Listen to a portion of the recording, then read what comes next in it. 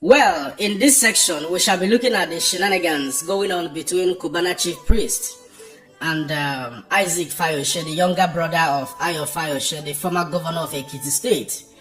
I don't need to begin to play all of the videos to you guys, once again, because I'm pretty sure you must have seen the video sections from from Isaac Fayose, and the responses from Cubana chief priest. The bottom line was that Isaac Fayose earlier made a video saying that the Igbos are greedy, that they are money driven and all of that.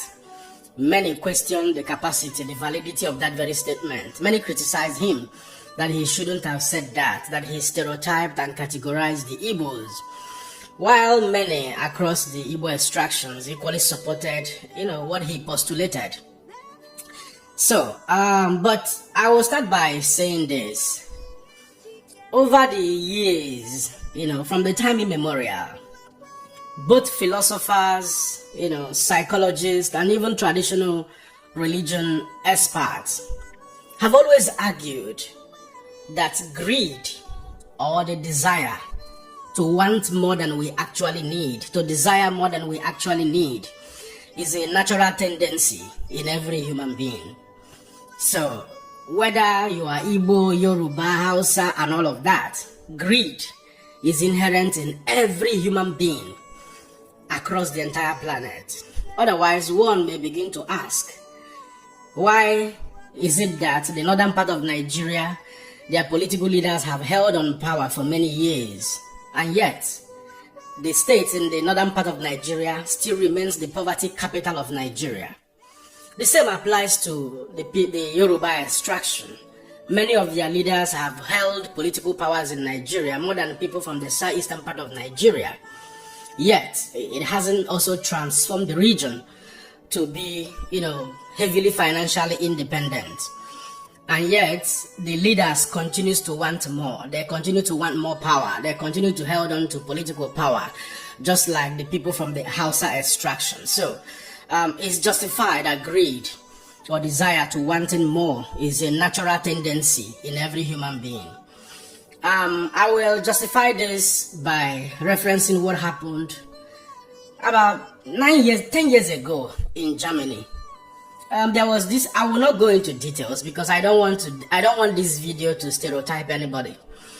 There was this Yoruba guy I met, he was studying in a different city, and he was having problems with his status. So I met him at a workplace, and he explained his dilemma to me and the desire to come to my city. I helped him without, thinking twice. I linked him up with some of the immigration officers. I gave him email address precisely, peculiarly. I said, write to these persons and you will get a stay in my city.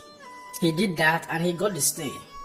Fast forward, sometime later on, he called me. He said he needed some money to use as an evidence in order to extend his stay, his status and all of that. He needs to have some bulk amount of money in his account. And I gave him, I think, about 3,500 euros then.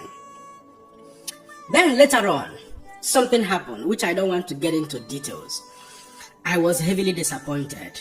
Yes, I was heavily disappointed.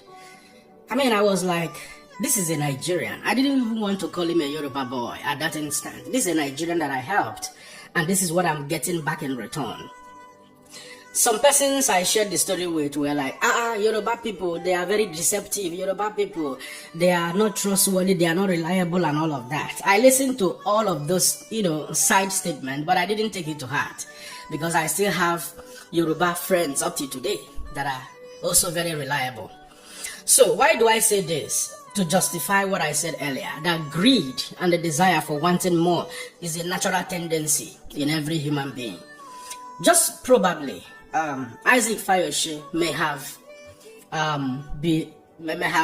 least be a little economical in that very statement. But I can tell you, I look at antecedent. If you look at why the reasons, referencing the law of cause and effect, why Isaac Fayose made that very statement. That statement is born out of a place of anger. And what is the reason for that anger? Isaac Fayose has many times talked about Alhaji Bola Ahmed Tinubu, his strategy in winning elections and all of that, but yet he still stick his stake to stay with P2B, supporting what he considers to be legitimate against all odds, even though he's a Yoruba man, but he decided to stay with P2B.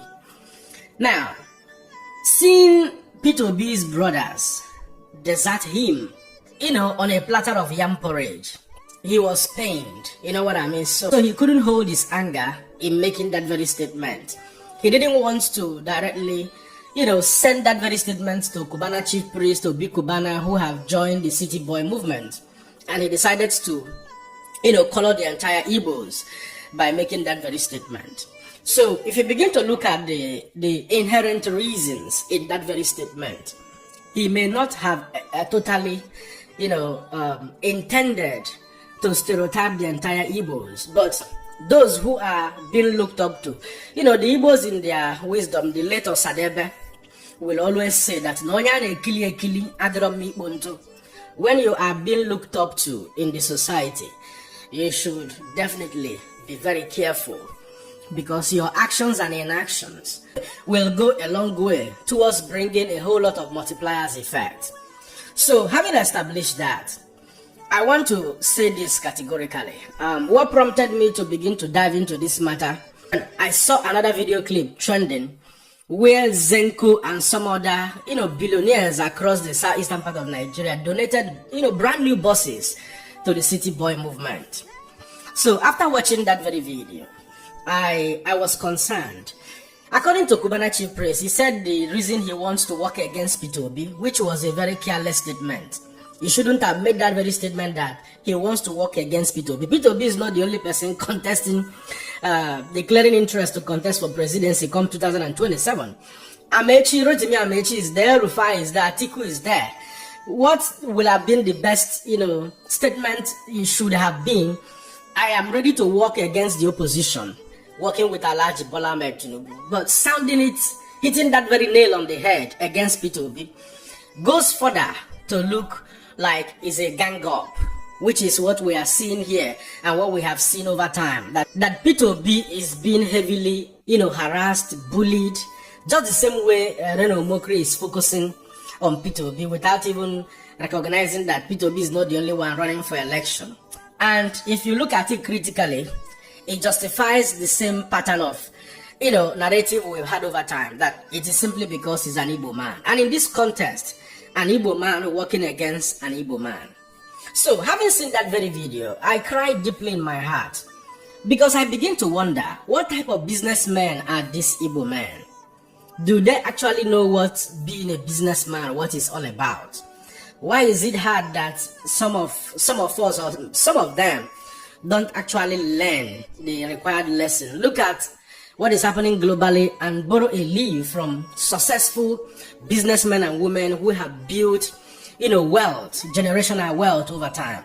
Now, Obi Cubana said he wants to work with Tinubu because he wants to get the power to release Mazen Nnamdi Kanu. I want to re-echo it again. I said it in my previous video, that both Obi Cubana, Cubana chief priests, and all of them put together, they do not have the power to release Mazen Nnamdi Kanu from detention. Yes, the people that have that power are the southeastern governors and the senators. These are the people that have the capacity to trade Mazen Nnamdi Kanu's release on a platform of politics. Now, that does not mean that these billionaires does not have any power. They have their inherent power by the virtue of their position in the society. But by aligning with Sheyi Tinubu, not even with Mr. President, they have given that power, the little power they possess, they have handed it over to APC government. They have handed it over to Sheyi Tinubu and Alhaji Bola Ahmed Tinubu free of charge. What would have been the best steps for this very man? What a dollar. What would have been the best? What would have been the best? What would have been the best for this very what would have been the best for this very man? What would have been the best for this very man is to stand their ground wherever they are, and they will come and meet you. and then you declare your position that I'm a businessman. I wouldn't want to get into the spotlight. If you want to support Alhaji Bola Ahmed Tinubu, you can support him. You can donate buses to their whatever. You can donate buses to P2B and all of that. And you will still maintain your steez, maintain your position, and also protect your business. Why am I saying this? And by doing so, you preserve the power that you still possess, because they will be fearful of what you can do.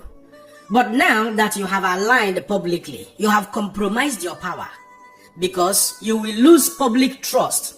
You will lose partners. Your position currently with APC will alienate some of your customers and partners and so many other business engagement, especially from people that disagrees with your position. Now, that takes me into what I call short-term politics and long-term business thinking. Successful business leaders focuses on long-term horizons, on how to expand their businesses and build generational wealth. While politics is often governed by election cycles and public pressure. This was a singular reason Isaac Fayose made a comment. He said, Aso Rock is a barrack. Soldier come, soldier go. Barrack remains the same. You can never tell who becomes the next president of Nigeria, even with all the alignment we have seen so far, that many of you are confidently saying that Bola Ahmed Tinubu will win the election. That has always been the planning of man and convictions of man. However, you cannot in clarity tell whether Tinubu will be there 2027 or whether somebody else will be there. What if another person wins the election? It falls back again to what I said. Politics is governed by election cycles and public pressure. Then, all the alignment would have been in vain. So, and at this point that you have aligned completely with APC government publicly, you have compromised your business. For any reason you want to pull out now publicly, you will face more scrutiny from the government of the day. They'll begin to check their policies, touchlight your businesses for compliances and so many other things, which will put you at risk. And if at the end of the day also the odds are not in your favor, how then do you maintain your public status as a businessman that ventured into politics? Have you ever seen Alhaji Dangote come out to tell you publicly that he's supporting Alhaji Bola Ahmed Tinubu? Alhaji Dangote will always talk about the progress he's making in his business with respect to Bola Tinubu's policies. Have you ever seen Otedola come out to tell you, jump around and jump into cars, jump into city boy movement buses and all of that? Have you seen the Okowas? Have you seen the Alakejas jumping into buses, causing all of these shenanigans on the internet space? I felt really, sad seeing Obi Cubana chief priest replying Isaac Fayose in this fashion. Education is not a scam, and wisdom is profitable to direct. If you understand that politics works on election cycles and public pressure, he should have maintained his steez from the first principle. They shouldn't have, for any reason, got into the van where they got themselves into now and publicly declaring alignment with the government of the day, which I understand. We live in a country where rascality thrives. It is only in Africa that, as a businessman, in most cases, when you don't support, in fact, only in Nigeria, that when you don't support the ruling party, a particular politician, they begin to come after you. In America, there are billionaires. Many of them are Democrats, many of them are Republican. Nobody is attacking their businesses. Somebody like Elon Musk, for example, who decided to take a stand with Donald J. Trump, is a very successful businessman, a billionaire, the richest man in planet Earth today. Now, he did that because he saw a reason and he was ready to take all the risk necessary that if Donald Trump loses the election, this may be the consequences. But he's never going to be as poor as Obi Cubana or Cubana chief priest. That is a fact that is established. And by virtue of the fact that America is a democratically governed nation, nothing serious or nothing of concern will happen to their businesses because they are promoting American-made products, so the government will even love them more. And more so, like I said in my previous video, I am not personally totally surprised by the actions of Cubana chief priest Obi Cubana and many of them that are currently lining up.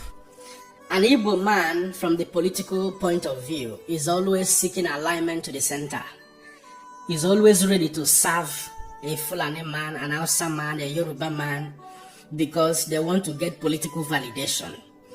They will always be ready to abandon their own at every instance in order to seek political validation, in order to seek political offices, purely for their own personal interest, purely for their own personal gain.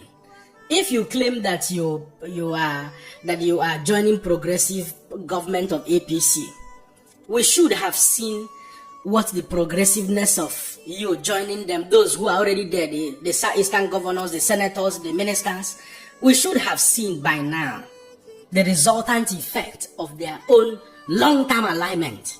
And that should have manifested through the release of Mazen Nnamdi Kanu, just like Isaac Fayose cited. Igboho may not have, been tagged to the level where Nnamdi Kanu was tagged, but both of them were once separatists. Igboho was fighting for the Yoruba nation. Nnamdi Kanu was fighting for Biafra. How come Igboho has suddenly been exonerated of all his sins and offenses, yet Mazen Nnamdi Kanu is still languishing in Sokoto prison? So it means that the politicians we look up to from the southeastern part of Nigeria, the governors, the ministers, the senators, it means that all the alignments they have been doing all of these years is for their own personal selfish interest, and that they intentionally left Mazen Nnamdi Kanu over there to languish in prison. And that is why, if you take account of how many of them that have paid a visit to him today, I didn't see anything. If you have watched the previous videos I made it very clear. I said, how many of our traditional rulers are speaking out?